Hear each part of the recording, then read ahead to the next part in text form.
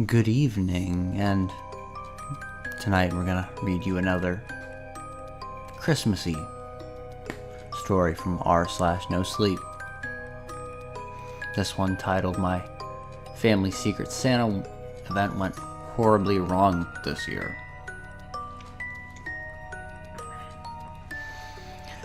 The Secret Santa gift exchange in my family has always been a cursed tradition.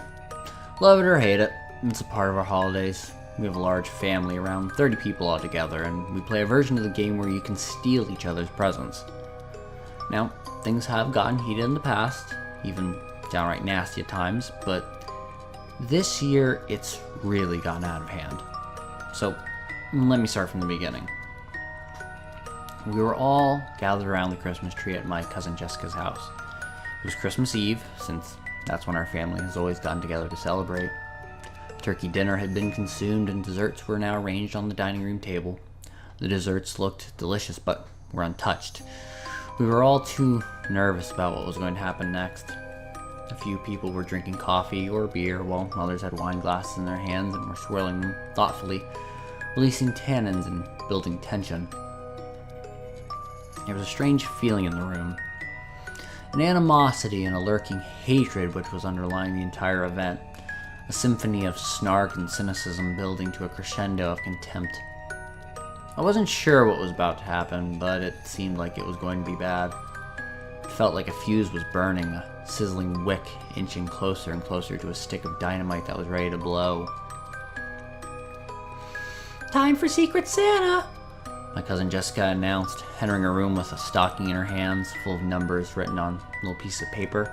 "Remember, you can only pick a present if you bought a present with you. Anybody who skimped out on gifts doesn't get to play. I'm looking at you, Noel." My brother looked down at his shoes and muttered something incomprehensible. He had tried to pull the same thing last year, hoping to get a free present without bothering to buy one. Classic Noel. Jessica went around the room with the stocking and everyone stuck their hands inside to remove a number. Everyone except for Noel. He sat back and watched everything with a sour look on his face, drinking a beer.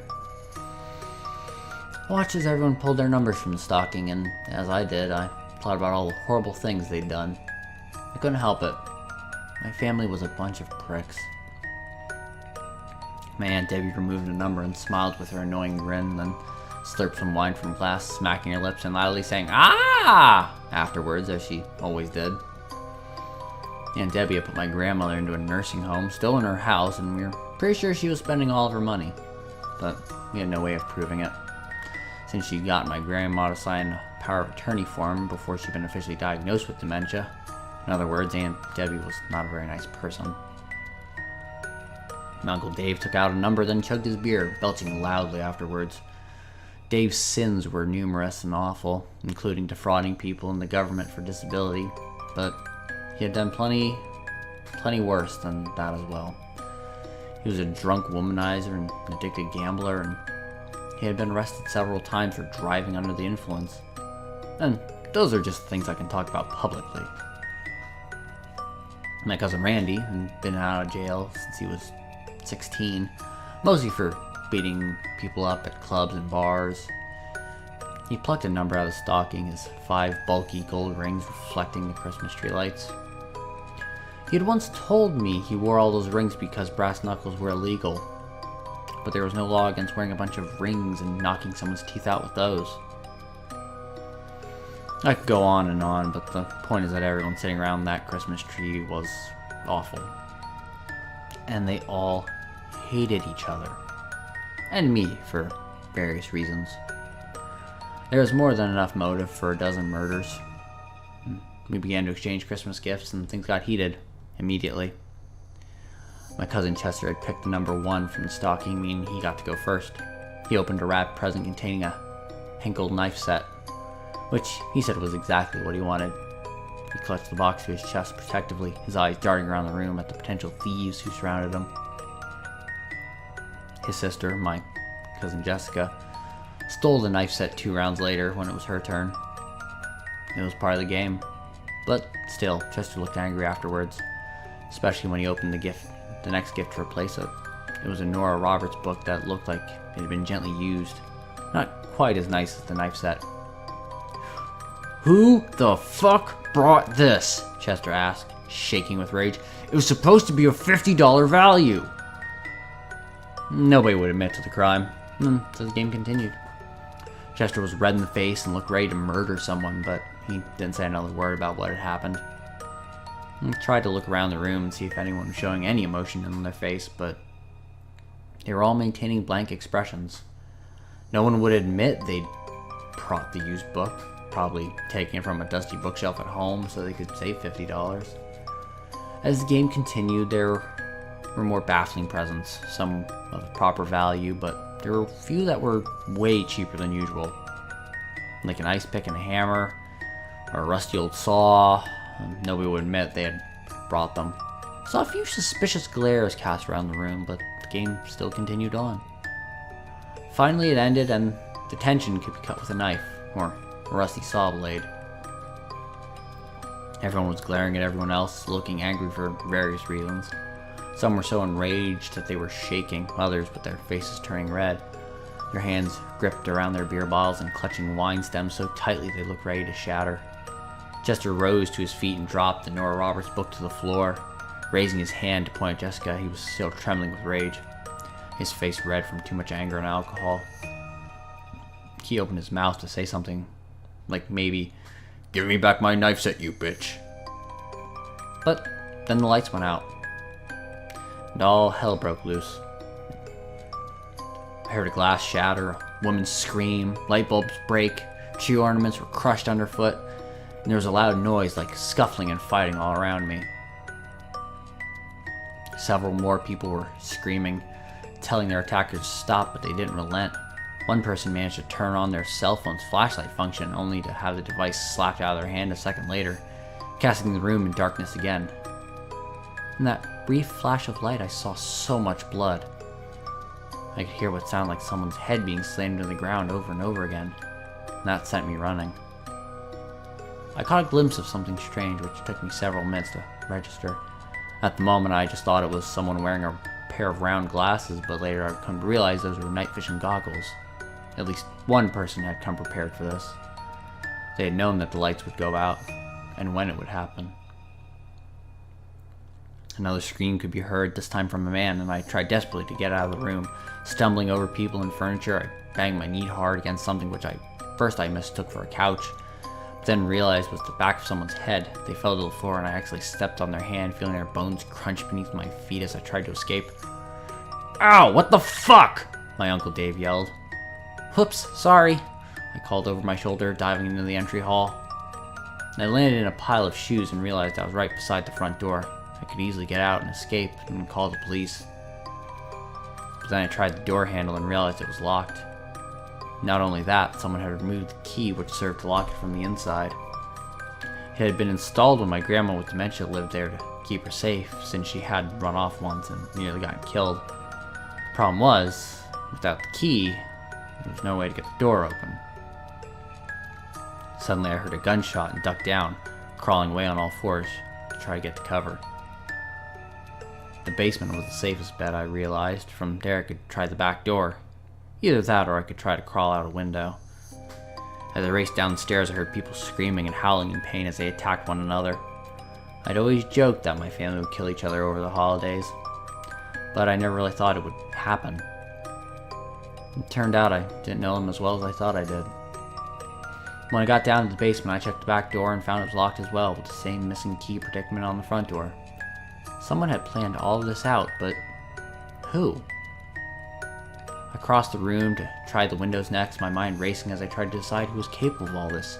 Chester, Aunt Debbie, Cousin Randy, or Uncle Dave. Any of them seemed like possible suspects. But at the same time, none of them felt right either. The windows were locked too, and not only that, they looked to be nailed shut with strange candy cane colored nails. Actually, on closer inspection, they were candy canes, sharpened to a point and driven into the wood of the window panes haphazardly and at odd angles, as if done quickly and in a rage. This was all getting too strange. It felt like I was in a dream, a nightmare, and all I needed to do was pinch myself and I would wake up. Ow! Okay, that didn't work. From above me, I heard the sounds of fighting dying down and bodies collapsing to the floor, as if people were dropping dead one after another. My family was in the process of killing each other, I realized, and here I was, hiding in the basement like a coward. The longer I stood down there cowering in fear, the more I tried to build up my courage to intervene. I needed to do something. I needed to stop all this. Christmas was supposed to be a time for families to get together and show how much they cared for each other. They weren't supposed to be murdering each other. And somehow I had to stop them, to remind them they really cared about each other. Well, at least the ones who were still alive. I crept up the stairs quietly, sticking to the outside of the steps to avoid making creaking sounds. My cell phone was in my hand and I turned on the flashlight function, hearing a sound from the kitchen to my right. It was a gurgling, choking sound. I looked to see my cousin Jessica had been hung from the fridge like a stocking above the fireplace on Christmas morning. She was hanging in place, her arms, legs, and torso secured with knives that had been driven through her into the fridge door. Blood poured from her mouth and eyes as she tried to call for help, unsuccessfully. Chester, I muttered, realizing it had to have been him. She had done this to her as revenge for stealing her knife set. Then I heard his voice from behind me. "You brought that Nora Roberts book, didn't you?" he shouted, charging at me from the darkness. "You cheap piece of shit!" Chester had a small knife clutched in his hand and he swiped at me with it, cutting my arm which held the phone.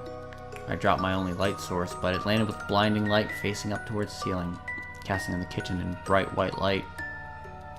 "It wasn't me! I brought the gift basket full of jams and jellies!" I yelled, searching for a weapon. I found one behind me, driven into the fridge door. I tore the chef knife from Jessica's abdomen and she howled in pain. "Fuck!" she screamed, her body weight shifting and putting way too much pressure on a boning knife which was jammed through her wrist. "Sorry," I said, meaning it. "I really need this, though." Chester pounced toward me with a small knife in his hand, slashing the air in front of me, trying not to get too close. I kicked outward with my foot, catching him in his gut and sending him reeling backwards, falling to the floor. "I don't want to hurt you, Chester. It's fucking Christmas, dude. Come on, what are we doing here?" But Chester didn't respond. He was slow to move on the floor, and I realized he had hurt himself somehow. He moaned, rolling over onto his back. The small knife he had been clutched in his hand a moment before was now dug into his chest, the handle protruding as he pulled on it desperately, then stopped from the pain it was causing him. "Oh shit, man, I'm so sorry, Chester, I didn't mean to... Oh fuck, what did I do?" I picked up my phone from the ground and looked at my cousin for a few moments, and couldn't help feeling remorse as he breathed his last breath. Then let out a death rattle before I moved on to the dining room. I could still hear the sounds of a scuffle happening from out there, but just quietly, as if there weren't many people left alive. "No! Ah, stop!" a voice said, then a bubbling gurgle turned into a silence. Someone was escaping into the shadows, and I caught a glimpse of a tacky Christmas sweater before they disappeared around a corner. Aunt Debbie. I looked down to see the dead body of my Aunt Becky, an ice pick protruding from one of her eyeballs which had been driven down into her skull with a hammer. Another commotion ensued a second later as if someone met Aunt Debbie in the living room. Someone had been waiting for her there, and she fell to the ground hard as that person tripped her and brought her to the floor. A familiar voice began to laugh, and a noise like a tree being cut down could be heard from the darkness. Uncle Dave's laughter grew louder and louder, and I realized it was him. He was sawing off Aunt Debbie's head with a rusty hacksaw, the same one he'd received as a present from beneath the tree.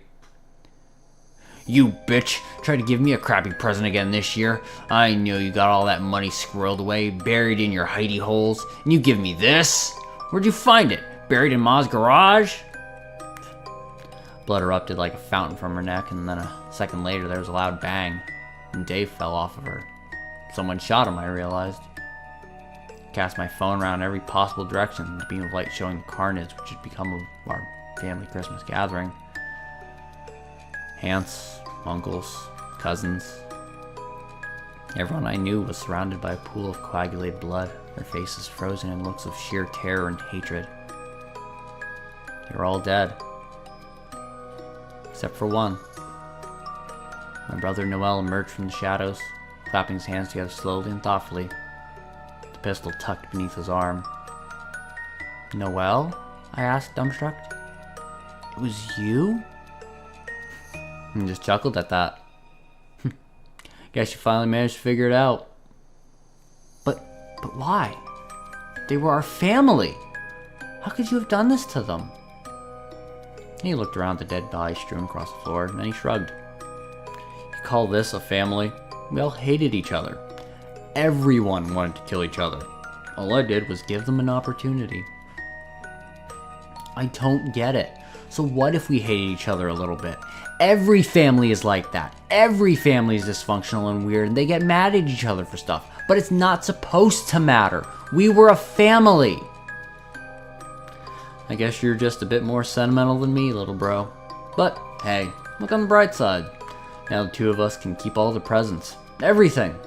The knife set, the gift basket, those wood puzzles, and that sweet Nora Roberts book. It's all ours." He came towards me, his evil, twisted grin showing in the harsh white light of my phone. He looked like a monster. Well, he was a monster.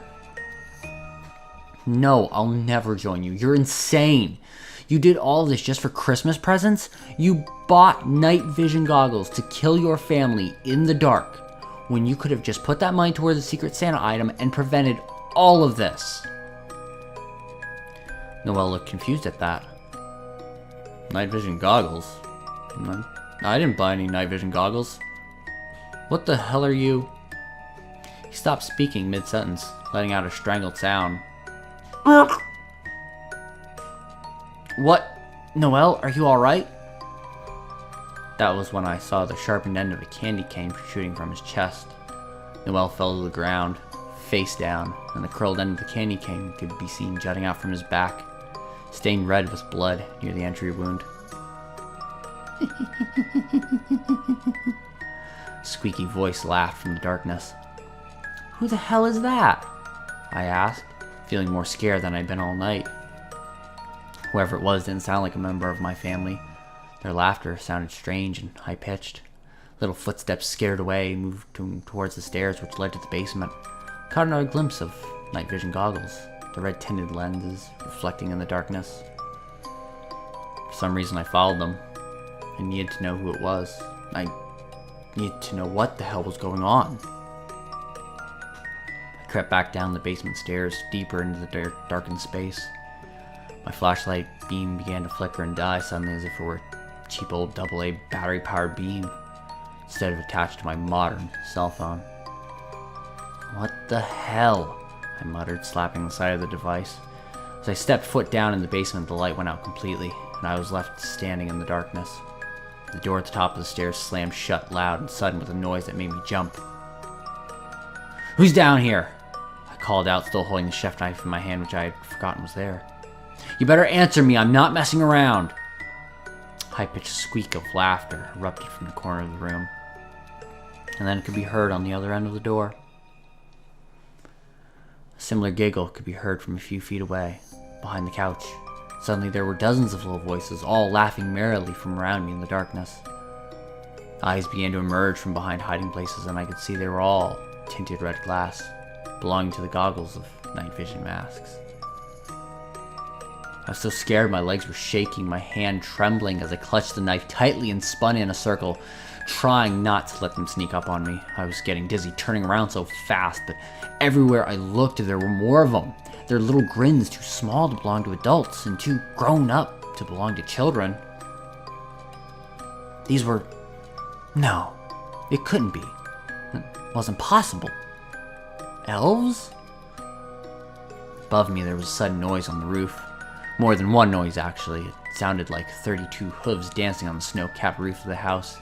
Then a loud pair of boots began to trudge across the icy tiles towards the chimney. Fireplace just a few feet away, I realized as I heard someone sliding down the length of it, getting closer and closer by the second. A fat man in a bright red suit emerged from the fireplace. His jacket and pants were lined with white fur, and a red hat with a white puff on the end sat atop his head. His cheeks were rosy as his nose, and beneath his happy grin was the biggest, whitest beard of all I'd ever seen. As he stepped out from the fireplace, his snow-covered boots dripping on the hardwood floor, I backed away, terrified of what he might do to me. He took a step forward, his face unreadable, and behind him the fireplace lit up with a loud roar, an inferno swelling within it. "Ho, ho, ho," he laughed, coming closer. "Your family was not very nice this year, Jordan." I nearly pissed my pants as he said that, thinking he was going to kill me, to finish the job, to remove my fucked up family from the gene pool permanently. But instead he surprised me. "You were the one person not on my naughty list. Your cousin Chester, so jealous he was ready to kill his own sister for a knife set. Your Uncle Dave, so drunk and cruel he killed his own sibling out of anger over money. And your brother Noel, so greedy he wouldn't even buy a present for the gift exchange." I stuttered, trying to come up with a response. "So it was you? You planned all this? Orchestrated this whole thing just to get them to take each other out?" He laughed merrily again. "Ho, ho, ho, I would never do that. I merely sent my elves here to spy and to see it all go down, and to save your life should it come to that. You should thank them, really. Your brother was about to shoot you in the face, just so he could have that fancy knife you're holding. Did you really think he was going to split everything with you?" I dropped the knife to the ground and fell to my knees. "Fuck. They're all dead," I said through tears. "They were a bunch of dicks, yeah, but they were my family. Who the hell am I going to spend Christmas with now?" A red-gloved hand reached down and rubbed my shoulder, while another wiped the tears from my eyes. "I'll take care of that," he said. And the fire began to spread outwards from the fireplace, spreading into the den and setting everything alight. But for some reason, the fire didn't burn me.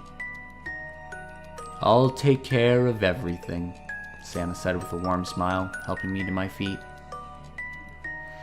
And so the next morning, on Christmas Day, I found myself alone, decorating my own tree. Except I wasn't totally alone. That was my gift from Santa.